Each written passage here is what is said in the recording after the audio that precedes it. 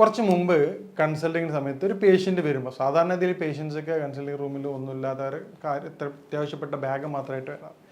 ഒരു പ്രായമുള്ള ഒരു ഉമ്മ വന്നത് വലിയൊരു കവറുമായിട്ടാണ്. ഞാൻ വിചാരിച്ച അവരെ പ്രധാനപ്പെട്ട എന്തെങ്കിലും സാധനം കവറിലുണ്ടാവും, അതുകൊണ്ട് വരുന്നതാണ്. പുറത്ത് വെച്ച പേഷ്യൻസ് ഉള്ള സമയത്ത് വേറെ ആരും എടുത്ത് പോയിട്ടൊന്നും പറയാൻ പറ്റില്ലല്ലോ. അപ്പോൾ കയറി വന്നതിന് ശേഷം എന്നോട് പറഞ്ഞു, ഡോക്ടറെ ഞാൻ പറഞ്ഞു പ്രിസ്ക്രിപ്ഷൻ എവിടെ എന്തെങ്കിലും പറയും. ഡോക്ടർ ഞാൻ കൺസൾട്ടിങ്ങിന് വന്നതല്ല. ഞാൻ ചോദിച്ചു എന്തപ്പോൾ വന്നേ? അപ്പോൾ അതല്ല ഡോക്ടറെ, ഞാൻ ഇത് നിങ്ങൾക്ക് തരാൻ വേണ്ടി വന്നതെന്നാണ്. നോക്കുമ്പോൾ വലിയൊരു കവറാണ്. ആപ്പിളുണ്ട്, മുന്തിരിയുണ്ട്, സാധാ പഴമുണ്ട്, കുറേ സാധനങ്ങൾ. ഞാൻ ഇതൊക്കെ എനിക്കായിട്ട് എന്താ തന്നെ? ഡോക്ടറെ എനിക്ക് ഇത്രയും കാലമായിട്ട് ഇപ്പോൾ ഏകദേശം 60-65 വയസ്സുള്ള പേഷ്യൻ്റാണ്. 10-40 വർഷമായിട്ട് ഞാൻ വേദന സഹിച്ച് ജീവിക്കുകയായിരുന്നു. ഈ പൈൽസ് എന്നുള്ള ബുദ്ധിമുട്ട് എനിക്ക് ആരോടും പറയാൻ പറ്റിയിരുന്നില്ല.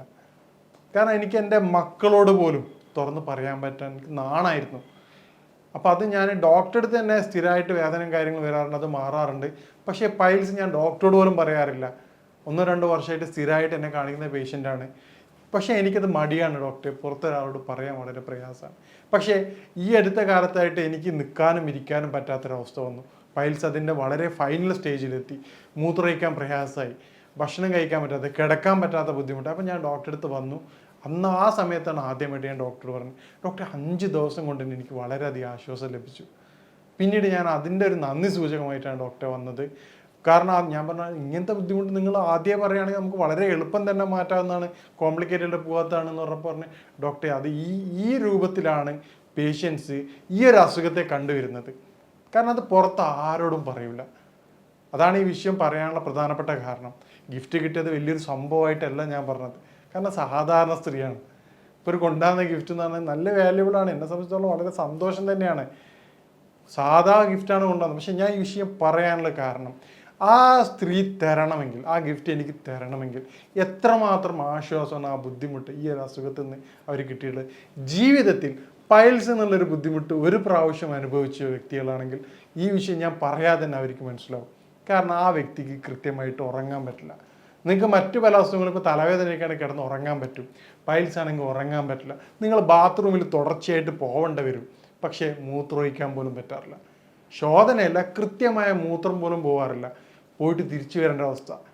പിന്നീട് നിങ്ങൾക്ക് വളരെ അതികഠിനമായ ശോധനയുടെ ബുദ്ധിമുട്ട്, വയറ്റിൽ നിന്ന് പോകാതെ തിരിച്ചു വരിക, ബാത്റൂം പോവുക, വീണ്ടും തിരിച്ചു വരിക, ഒരു ഫുഡ് പോലും കഴിക്കാൻ പറ്റാത്ത അവസ്ഥ, ഇരിക്കാൻ പറ്റാത്ത അവസ്ഥ, ഒരു കാര്യത്തിനും കോൺസെൻട്രേഷൻ കൊടുക്കുക. പണ്ട് കാലങ്ങളിൽ ചില ആൾക്കാർ ചോദിക്കാറുണ്ട്, പെട്ടെന്ന് വയലൻ്റ് ആകുമ്പോൾ നിനക്കെന്താ പൈൽസിൻ്റെ ബുദ്ധിമുട്ടുണ്ടോ എന്ന് ചോദിക്കും. കാരണം അത്രത്തോളം ബുദ്ധിമുട്ടിക്കുന്ന ഒരു അസുഖമാണ് പൈൽസ്. ഇന്ന് പൊതുവെ നമ്മൾ പലയിടത്തും കാണാറുണ്ട് പൈൽസ്, ഫിസ്റ്റുല, ഫിഷർ. അപ്പോൾ ഇന്നത്തെ നമ്മളെ വീഡിയോയിൽ എന്താണ് പൈൽസ് എന്നുള്ളതും എന്തൊക്കെ കാരണങ്ങൾ കൊണ്ടാണ് പൈൽസ് വരുന്നതെന്നും അതിൻ്റെ ഏതൊക്കെ പ്രിക്കോഷൻസ് എടുത്തു കഴിഞ്ഞാൽ അല്ലെ നമുക്ക് പൈൽസ് വരാതെ എങ്ങനെ നോക്കാം എന്നുള്ള കാരണങ്ങളാണ് വിശദീകരിക്കുന്നത്. ഞാൻ ഡോക്ടർ സയ്യിദ് മോഹ്സിൻ. ഇനി നമുക്ക് എന്തൊക്കെയാണ് കാരണങ്ങൾ എന്നുള്ളത് നോക്കാം.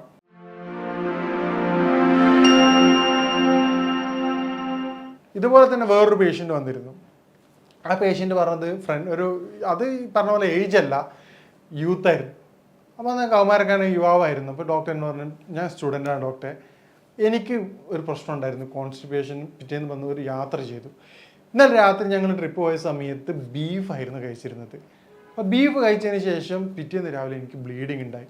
സമാനമായൊരവസ്ഥ ഇതിന് മുമ്പ് ഉണ്ടായിരുന്നു എന്നാണ്. അപ്പോൾ അവരാരോ ഈ പറഞ്ഞ പോലെ പൈൽസ് മാറിയതുകൊണ്ടാണ് വീണ്ടും റെഫറലായിട്ടാണ് എൻ്റെ അടുത്ത് വരുന്നത്. അപ്പോൾ ഞാൻ പറഞ്ഞു, നിങ്ങളുടെ ശരീരത്തിൽ ബീഫ് കഴിച്ചുകൊണ്ടാണ് ബുദ്ധിമുട്ട്. അപ്പോൾ എന്നോട് അവർ ചോദിച്ചു, ഡോക്ടർ എനിക്ക് മാത്രം എന്താണ് ബീഫിൻ്റെ പ്രശ്നം? ഇതേ ബീഫിൻ്റെ പ്രശ്നം മറ്റുള്ള എൻ്റെ കൂടെയുള്ള ഫ്രണ്ട്സ് കഴിച്ചിരുന്നല്ലോ. ഞാൻ അവർക്ക് ചോദിച്ചു, ഫുഡ് പോയ്സണോ മറ്റോ കാരണങ്ങൾ കൊണ്ടാണോ ഈ ബുദ്ധിമുട്ട് വന്നതെന്നുള്ള അടിസ്ഥാനത്തിൽ ഞാൻ അവരോട് സംസാരിച്ചു. അവർക്ക് ആർക്കും യാതൊരുവിധ ബുദ്ധിമുട്ടില്ല. അപ്പം ഞാൻ അവരോട് പറഞ്ഞു, ഓരോരുത്തരുടെയും ശരീരപ്രകൃതം വ്യത്യസ്തമാണ്. ശരീരത്തിൽ ചൂട് കൂടുതലുള്ള ആൾക്കാർക്കാണ് പൊതുവെ പൈൽസ് കണ്ടുവരാറുള്ളത്. ഇത്തരത്തിൽ ചൂട് കൂടുന്ന പേഷ്യൻസ് അവർ കഴിക്കുന്ന ചില ഭക്ഷണ കാര്യങ്ങൾ പൈൽസിനെ ട്രിഗർ ചെയ്യാറുണ്ട്. അതിൽ ഏറ്റവും പ്രധാനപ്പെട്ട ഒരു വില്ലനാണ് ബീഫ്. ഈ ബീഫ് കഴിക്കുന്ന ശരീരത്തിൽ വളരെയധികം ചൂട് പെട്ടെന്ന് വർദ്ധിക്കും.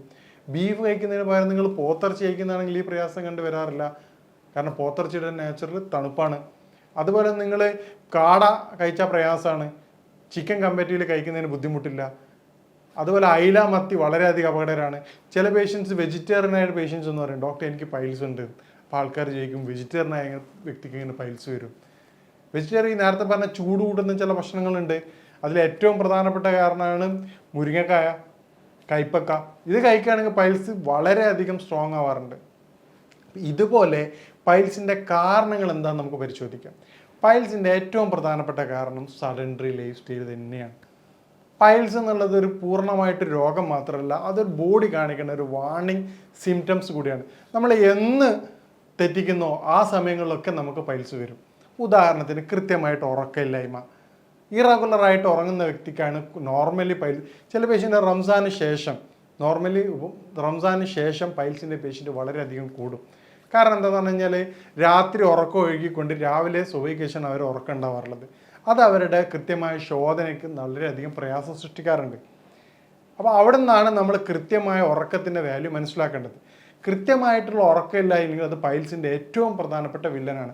തുടർച്ചയായിട്ട് നിങ്ങൾ പൈൽസ് കൊണ്ട് ബുദ്ധിമുട്ടുകയാണെങ്കിൽ നിങ്ങൾ കൃത്യമായ ഉറക്കം നിർബന്ധമായിട്ടും ഉറപ്പുവരുത്തേണ്ടതാണ്. രണ്ടാമത്തെ പ്രധാനപ്പെട്ട വില്ലനാണ് സഡൻഡറി ലൈഫ് സ്റ്റൈലിലുള്ള വളരെ കുറച്ചുള്ള ഫിസിക്കൽ മൂവ്മെൻറ്റ്സ്. നമ്മുടെ ജീവിതം പരിശോധിച്ച് നോക്കുക. ഒരു ദിവസത്തിൽ എത്ര മിനിറ്റാണ് ഞാൻ ആക്റ്റീവ് എന്നുള്ളത് നോക്കുക.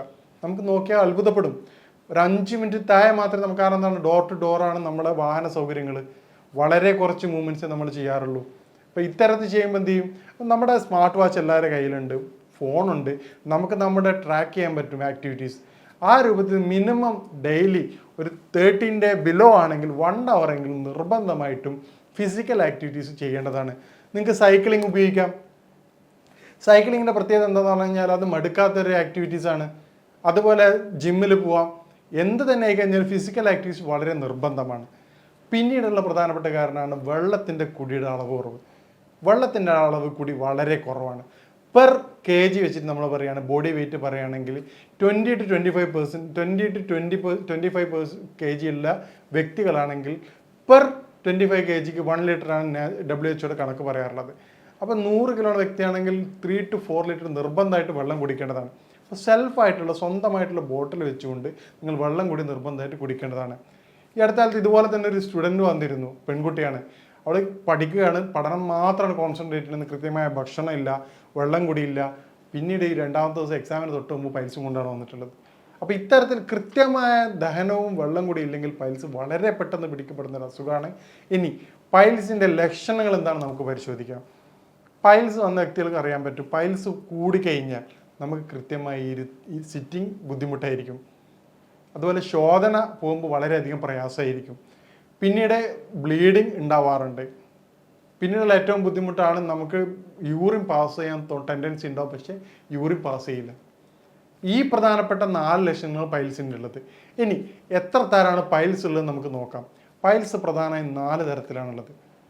ഒന്ന് എക്സ്റ്റേണലി, ഇൻറ്റേർണലി. അത് ആദ്യത്തെ എക്സ്റ്റേണൽ എന്ന് പറഞ്ഞാൽ പുറമേ മാത്രമേ പൈൽസ് ഉണ്ടാവുള്ളൂ. പിന്നീട് ഉണ്ടാവുന്നത് പുറത്ത് ഉള്ളിലാണ് ടച്ച് ചെയ്യാൻ. പിന്നെ മൂന്നാമത് പുറത്ത് വന്ന് പോവുകയാണ്. പിന്നീടുള്ളത് 4th ഗ്രേഡ്, നമുക്ക് തീരെ ടച്ച് ചെയ്യാൻ പറ്റാതെ പ്രൊജക്റ്റ് ചെയ്ത് നിൽക്കുന്നതാണ്. അപ്പോൾ ഈ തരത്തിലാണ് പൈൽസിൻ്റെ ഗ്രേഡ് ചെയ്തിട്ടുള്ളത്. ഇനി പൈൽസും ഫിസ്റ്റുലയും ഫിഷസും എന്താ നമുക്ക് നോക്കാം.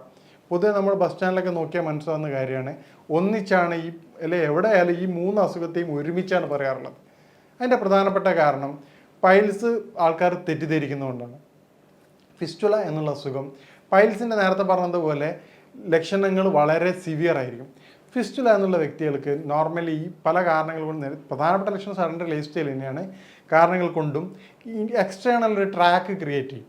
അതോടുകൂടി തന്നെ ഡിസ്ചാർജ് ഉണ്ടാവും, പസ് ഡിസ്ചാർജ്, പഴുപ്പ് ഫിസ്റ്റുലയ്ക്ക് ഉണ്ടാവും. നമ്മൾ പ്രധാനപ്പെട്ട വിഷയം പൈൽസ് ആയതുകൊണ്ടാണ് ഫിസ്റ്റുലയും ഫിഷറും വളരെ ചുരുങ്ങിയതായിട്ട് തിരിച്ചറിയാൻ, എനിക്ക് വന്നത് ഫിസ്റ്റുലയാണോ പൈൽസ് ആണോ ഫിഷറാണോ എന്ന് അറിയാൻ വേണ്ടിയാണ് പറയണത്. പസ് ഉണ്ടാവും, ചില പഴുപ്പ് നിർബന്ധമായിട്ടുണ്ടാവും. ബാത്റൂം പോകുന്നത് എക്സ്റ്റേണൽ ഓപ്പണിംഗ് ഉണ്ടാവും, മലദ്വാരത്തിന് തൊട്ടടുത്ത് തന്നെ ഓപ്പണിംഗ് ഉണ്ടാവും. ഫിഷർ എന്ന് പറയുന്നത് നമ്മൾ മലം പാസ് ചെയ്യുന്ന സമയത്ത് പ്രഷർ കൊടുത്തിട്ട് സൈഡുകളിൽ, മലദ്വാരത്തിൻ്റെ സൈഡുകളിൽ നമ്മൾ നോക്കിക്കഴിഞ്ഞാൽ ചെറിയ ക്രാക്കുകൾ ഉണ്ടാവും. അല്ലെങ്കിൽ മലം പാസ് ചെയ്യുന്നവർ അത്ര ബുദ്ധിമുട്ടുണ്ടാവില്ല, ക്ലീൻ ചെയ്യുന്ന സമയത്ത് ഇവർക്ക് വളരെയധികം പ്രയാസമായിരിക്കും. ഈ തരത്തിലാണ് നമുക്ക് നോർമലി പൈൽസും ഫിസ്റ്റുലയും ഫിഷേഴ്സും ഡിഫറൻഷിയേറ്റ് ചെയ്യാൻ സഹായിക്കാറ്, അതായത് വ്യത്യസ്തത മനസ്സിലാക്കാൻ സഹായിക്കാറുള്ളത്. ഇനി എന്താണ് പൈൽസിന് നമുക്ക് ചെയ്യാൻ പറ്റുന്ന ഹോം റെമഡീസ് നോക്കാം. ഏറ്റവും പ്രധാനപ്പെട്ട വില്ലനായിട്ടുള്ള കോൺസ്റ്റിപ്പേഷൻ നമ്മൾ പൂർണ്ണമായിട്ടും ഒഴിവാക്കേണ്ടതാണ്. കോൺസ്റ്റിപ്പേഷന് കാരണമാകുന്ന ശീലങ്ങൾ കണ്ടെത്തിക്കൊണ്ടത് പൂർണ്ണമായിട്ടും വർജിക്കേണ്ടതാണ്. കൃത്യമായിട്ടുള്ള വെള്ളം കൂടി ഉറപ്പുവരുത്തേണ്ടതാണ്. രാത്രി ഭക്ഷണത്തിന് ശേഷം സലാഡ് നിർബന്ധമായിട്ട് കഴിക്കേണ്ടതാണ്. രാവിലെ വെറും വയറ്റിൽ മാതളനാരങ്ങ ജ്യൂസ് നിർബന്ധമായിട്ട് കുടിക്കേണ്ടതാണ്. ഭക്ഷണത്തിൽ ചുക്കിൻ്റെ അളവ് വർദ്ധിപ്പിക്കേണ്ടതാണ്. അതുപോലെ പൈൽസിൻ്റെ ബുദ്ധിമുട്ട് വളരെ അധികമുള്ള വ്യക്തിയാണെങ്കിൽ നമുക്ക് അത്തിപ്പഴം ഡെയിലി ഒരു 4 എണ്ണം രാവിലെയും രാത്രിയും വെച്ച് കഴിക്കുകയാണെങ്കിൽ പൈൽസിൻ്റെ ബുദ്ധിമുട്ട് വളരെ എളുപ്പം മാറ്റിയെടുക്കാവുന്നതാണ്. കൂടുതലായിട്ടുണ്ടെങ്കിൽ ബുദ്ധിമുട്ട് നിങ്ങൾക്ക് ഇതൊന്നും കഴിച്ചിട്ട് മാറുന്നില്ലെങ്കിൽ നിങ്ങൾ നിർബന്ധമായിട്ടും വൈദ്യസഹായം തേടേണ്ടതാണ്. ഇല്ലെങ്കിൽ അത് വളരെയധികം കോംപ്ലിക്കേഷനിലേക്ക് പോകും. നേരത്തെ പറഞ്ഞതുപോലെ നിൽക്കാനും ഇരിക്കാനും പറ്റാത്തൊരവസ്ഥ. വളരെ ഇപ്പോൾ പ്രവാസികളൊക്കെ ആണെങ്കിൽ നമ്മളിപ്പോൾ ഓൺലൈൻ കൺസൾട്ടിങ് സമയത്ത് അവരിങ്ങനെ പറയും ഡോക്ടർ എന്താണ് ചെയ്യുക. അപ്പോൾ അവർക്ക് അവരുടെ ശൈലി എന്താണ് കാരണം റൂട്ട് ഓഫ് കോസ്റ്റ് മനസ്സിലായിക്കൊണ്ട് കൺസൾട്ട് ചെയ്യുകയാണെങ്കിൽ ഇപ്പോൾ ദൂരത്ത് നിന്ന് കൺസൾട്ട് ചെയ്യുമ്പോൾ തന്നെ പെട്ടെന്ന് തന്നെ ഒരു 3 to 4 days കൊണ്ട് തന്നെ പറയും ഡോക്ടർ ഇപ്പോൾ വളരെയധികം സുഖമുണ്ട്, യാതൊരു ബുദ്ധിമുട്ടില്ല എന്ന് പറയും. അപ്പോൾ എന്താണ് അതിൻ്റെ കാരണം മനസ്സിലാക്കിക്കൊണ്ട് ട്രീറ്റ് ചെയ്യണമെങ്കിൽ നമുക്ക് വളരെ എളുപ്പം പൂർണ്ണമായി മാറ്റിയെടുക്കാവുന്നതാണ്. പൈൽസിനെ പ്രത്യേകം ശ്രദ്ധിക്കേണ്ട ഒരു കാര്യം, അത് വീണ്ടും വരും. നിങ്ങൾ ഈ ലൈഫ് സ്റ്റൈൽ ഡിസോർഡർ പോലെ നിങ്ങൾ ഏതെങ്കിലും കാരണം റിപ്പീറ്റ് സംഭവിക്കുകയാണെങ്കിൽ പൈൽസ് എന്നുള്ള അസുഖം വീണ്ടും വരും. അപ്പോൾ അതിന് പൈൽസ് ഉള്ള രോഗികൾ ചെയ്യേണ്ട കാര്യം രോഗകാരണങ്ങൾ പൂർണ്ണമായിട്ടും ഇല്ലാതാക്കുകയാണ്. പൈൽസുമായിട്ട് ബന്ധപ്പെട്ട് നിങ്ങളുടെ സംശയ കാര്യങ്ങൾക്ക് ബന്ധപ്പെടാവുന്നതാണ്. ഇനി മറ്റൊരു വിഷയമായിട്ട് കാണാം. നന്ദി.